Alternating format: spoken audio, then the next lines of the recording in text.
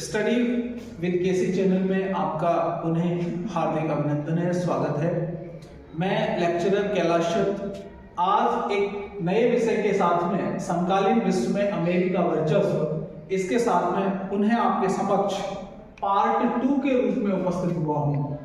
कल हमने पार्ट 1 के बारे में चर्चा कर ली थी। उस पार्ट 1 में हमने संयुक्त राज्य अमेरिका के हुए सैन्य अभियानों के बारे में बात की, जिसमें प्रथम खाड़ी युद्ध था जिसे ऑपरेशन डेजर्ट स्टॉर्म कहा गया। उसके बाद हमने ऑपरेशन इन्फानाइट रीच पढ़ा। उसके बाद में हमने 9/11 की घटना पढ़ी कि 11 सितंबर 2001 को अमेरिका के वर्ल्ड ट्रेड सेंटर पर हमला होता है और फिर अमेरिका उसी तरह की बात करता है जैसे रामचरितमानस के अरण्य कांड में श्री राम कहते हैं कि ये जो अस्थि समूह देख रघुराया कि ये हड्डियों का समूह किसका लगा है, तो ऋषि कहते हैं कि हे प्रभु आप सब जानते हैं, लेकिन आप पूछते क्यों। और उसी समय भुजा उठा के भगवान ये प्रण करते हैं कि मैं आज के बाद निशाचरों से हीन कर दूंगा इस पृथ्वी को। इसी तरह से 11 सितंबर 2001 की घटना के बाद अमेरिका यह निश्चय करता है कि आज के बाद मैं आतंकवाद का सफाया करूंगा, और इसके लिए उसने ऑपरेशन एंड्यूरिंग फ्रीडम चलाया। अगेन 2003 में अमेरिका ने ऑपरेशन इराकी फ्रीडम चलाए। ये बात कल के वीडियो में हो गई थी विस्तृत रूप से, आप कल का वीडियो देख सकते हैं। आज हम बात करेंगे वर्चस्व की। वर्चस्व क्या होता है, जैसे यहाँ पे भी जुड़ा हुआ है, हेजेमनी होता है, प्रभुत्व होता है, दबदबा होता है। जैसे आपके यहाँ किसी मोहल्ले में, गांव में जिसमें आप रहते हो, कोई एक चौधरी होता है, उसकी गांव में चलती है, उसकी लोग सभी लोग उसकी बात को मानते हैं, वो जो कहता है उसके फैसले माने जाते हैं, वो उसको कहते हैं प्रभुत्व, दबदबा। तो इसी तरह विश्व में दो ध्रुवीयता के अंत के बाद केवल एक ही वर्चस्व रह जाता है, एक ध्रुवीय विश्व बन जाता है और अमेरिका का प्रभुत्व होता है। तो ये वर्चस्व को अगर हम डिफाइन करें तो वर्चस्व को हम कहेंगे कि जब अंतरराष्ट्रीय व्यवस्था में शक्ति का कोई एक ही केंद्र हो, शक्ति का कोई एक ही केंद्र हो, तो इसे हम वर्चस्व कहते हैं, इसे हम हेजेमोनी कहते हैं। अब ये वर्चस्व होता कितने प्रकार का है? बोर्ड परीक्षा में सीधा प्रश्न आ जाएगा, वर्चस्व क्या है, वर्चस्व को परिभाषित करते हुए वर्चस्व के प्रकारों का वर्णन कीजिए। तो वर्चस्व को परिभाषित तो हमने किया कि अंतरराष्ट्रीय व्यवस्था में जब शक्ति का कोई एक ही केंद्र हो तो उसे वर्चस्व कहा जाता है। और ये वर्चस्व 3 प्रकार का होता है, सैन्य शक्ति के अर्थ में, ढांचागत अर्थ में और सांस्कृतिक अर्थ में। तो हम इसका पहला रूप देखते हैं सैन्य शक्ति के अर्थ में। सैन्य शक्ति के अर्थ में विद्यार्थियों, अमेरिका का सेना की जो शक्ति है उसके पासन में दुनिया के और कोई दूसरे देश नहीं है। यहां हम देखते हैं, जैसा कि एनसीईआरटी के फैक्ट्स हमें बताते हैं कि विश्व में सर्वाधिक सैन्य बजट अमेरिका का है, और वो कितना है, 602.8 बिलियन डॉलर है। और अभी तो इसे बढ़ाकर जो तत्कालीन अभी वर्तमान अमेरिकन राष्ट्रपति हैं जो बाइडेन, उन्होंने इसको बढ़ाकर 658 बिलियन डॉलर कर दिया है। तो इसके बाद दूसरे नंबर पे आता है चीन। दूसरे नंबर पे आता है चीन, और चीन इसके 1/4 भी चीन का बजट नहीं है, यानी चीन से 4 गुना बजट, 150 पॉइंट कुछ बिलियन डॉलर चीन का बजट है, यानी 1/4 बजट है चीन का। और तीसरे नंबर पर आता है ब्रिटेन, और 6वें नंबर पर आता है अपना इंडिया, और इंडिया का 50.7 बिलियन डॉलर सैन्य बजट है, रक्षा खर्च करता है रक्षा के ऊपर। तो इस तरह सैन्य शक्ति के अर्थ में पूरी दुनिया में अमेरिका का दबदबा है, अमेरिका का वर्चस्व है। सेकंड, अमेरिका जो सशस्त्र सेना है उसकी जो कमान है, उसका मुख्यालय है, वो 5-6 भागों में बांटा गया, 6 कमानों में अमेरिका सशस्त्र सेना को बांटा गया है। वो कमान है उत्तरी कमान, दक्षिणी कमान, मध्य कमान, उसके बाद में अफ्रीकी कमान, पैसिफिक कमान और यूरोपियन कमान। उसके बाद ये कहते हैं कि जो भी साम्राज्यवादी शक्तियां होती हैं वो अपनी शक्ति का प्रयोग कहाँ करती हैं। अब साम्राज्यवादी शक्ति से आप क्या समझते हो कि ऐसी ताकतें जो हमेशा अपनी शक्ति को विस्तार देना चाहती हैं, अपने आप को शक्ति के लिए अग्रसर रखती हैं, बढ़ाना चाहती हैं, वो उसका प्रयोग चार अर्थों में, या तो जीतेंगे किसी दूसरे देश पर, उसे अपना उपनिवेश बनाएंगे, या तो अपरोध करेंगे। अपरोध यानी इतना भय दिखाना कि युद्ध की आशंका रुक जाए, या तो उसे दंड देंगे, या तो अगर किसी देश में कानून व्यवस्था बहाल हुई है, खराब हुई है, तो उसे बहाल करेंगे। जैसे एक बहाना होता है इराकी फ्रीडम के अंदर, अमेरिका के पास में वो कहता है कि सामूहिक संहार के हथियार हैं उसके पास में और हम उनका विनाश करेंगे, लेकिन ऐसा था नहीं। वो सामूहिक संहार के हथियार के बदले उसकी कुछ नीयत और थी। और ये जो इतना ये इसका जो $1 बिलियन बजट है, इसके अंदर ही वो चीन के पास का उसका पड़ोसी देश है ताइवान, उसको कुछ आर्थिक सहायता भी उपलब्ध करवाता है, उसको उसकी सेना को भी सहायता देता है। ये भी उसके बजट में शामिल है। अगला है ढांचागत अर्थ में। ढांचागत अर्थ में विद्यार्थियों क्या है कि जितने भी विश्वव्यापी सार्वजनिक वस्तुएं मुहैया कराता है, उपलब्ध कराता है, उसका अमेरिका का उसमें बड़ा योगदान है। और सार्वजनिक वस्तु से आप क्या समझते हो, जब किसी एक वस्तु का उपभोग करने के बाद, किसी एक व्यक्ति के बाद दूसरे व्यक्ति को भी उपभोग करने में कोई कमी नहीं रहती, तो वो सार्वजनिक वस्तु है। जैसे स्वच्छ वायु, जैसे सड़क, जैसे इंटरनेट। इंटरनेट से आज और हम एक दूसरे से जुड़े, आज आप और हम एक दूसरे से जुड़े हुए हैं, क्योंकि ये इंटरनेट भी किसकी देन है, अमेरिका की देन है। अमेरिका ने सबसे पहले www, जिसे हम वर्ल्ड वाइड वेब कहते हैं, इसकी खोज की।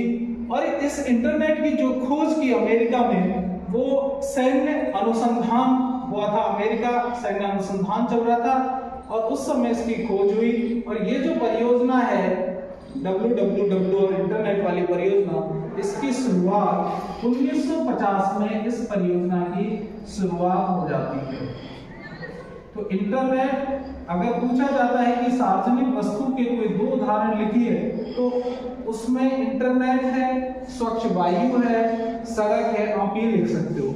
फिर ढांचागत अर्थ में आता है ब्रेटन वुड्स संस्थान। ये ब्रेटन वुड्स संस्थान के 2 जुड़वा संतान कहा जाता है इन्हें, या ब्रेटन वुड्स संस्थान कहा जाता है। ब्रेटन वुड्स की जुड़वा संतान किन्हें कहा जाता है, तो उस अर्थ में भी ये IMF और WB है।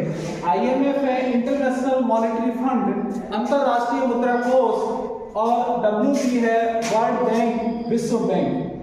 तो ये इनके ऊपर भी इसका एक बहुत बड़ा योगदान है, इनको ये वित्तीय सहायता उपलब्ध कराता है और इन संस्थाओं के ऊपर भी अमेरिका का नियंत्रण है। व्यवसाय के अंदर भी MBA की डिग्री की जो सबसे पहले कंसेप्ट है, वो अमेरिका से इसकी शुरुआत होती है, मास्टर ऑफ बिजनेस एडमिनिस्ट्रेशन। और विश्व का जो सबसे पहला बिजनेस स्कूल है, वो भी 1881 में वाहर्टन के अंदर खोला जाता है। और ये जो वाहर्टन नामक जगह है, ये यूनिवर्सिटी ऑफ पेंसिल्वेनिया के अंदर आती है। तो पूछा जा सकता है कि विश्व का सबसे पहला स्कूल कहाँ खोला गया, तो 1881 में वाहर्टन नामक स्कूल में खोला गया। इसके बाद विद्यार्थियों बात आती है नंबर 3 पे, सांस्कृतिक अर्थ में। सांस्कृतिक अर्थ में क्या है कि ये अमेरिका इतना शातिर है, इतना तेज है कि वो किसी पर दबाव से नहीं बल्कि सहमति से, इसका अर्थ ही होता है सहमति गढ़ने की, रिश्ते की ताकत। तो सहमति से बात को मनवा लेता है।